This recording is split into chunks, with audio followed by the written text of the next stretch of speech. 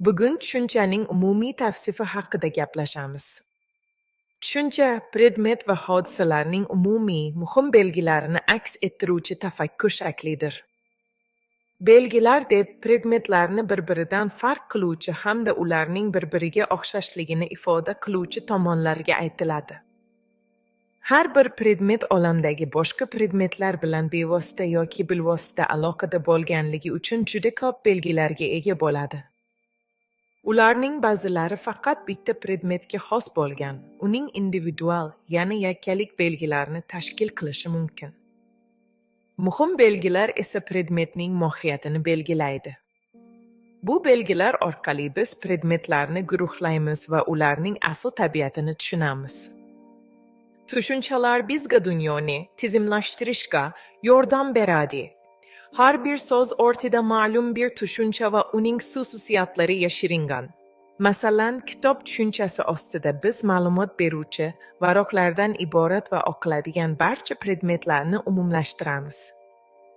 Tushunchalarni chuqur anglash bu mantiqiy fikrlashning asosi va atrof-muhit haqida bilim olishning eng muhim bosqichidir. Xulosa qilib aytganda, tushunchalar orqali biz borliqning murakkabligini o'z ongimizda sodda va tushunarli shaklga keltiramiz. Tushuncha bu predmetning eng muhim va zaruriy belgilarini ifoda etuvchi tafakkur shaklidir. Masalan, inson bo'lish uchun uning irki yoki millati emas, balki mohiyati muhimdir. Nomuhim belgilarning yo'qolishi predmet tabiati o'zgartirmaydi.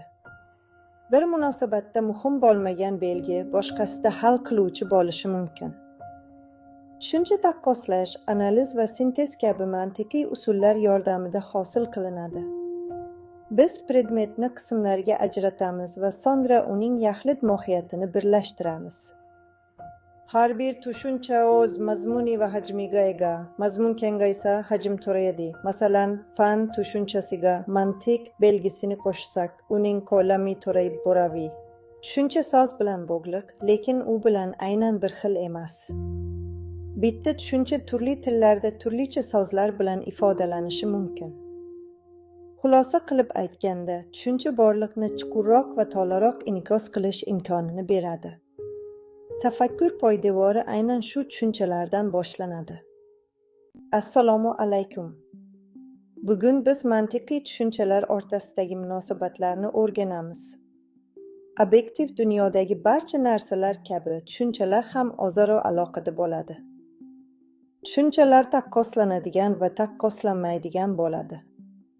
Masalan, metallurg va ishchi taqqoslanadi, ammo go'zallik va ideal gaz mantiqan uzoq tushunchalardir. Sigishadigan tushunchalar hajmi bir-biriga mos keladi.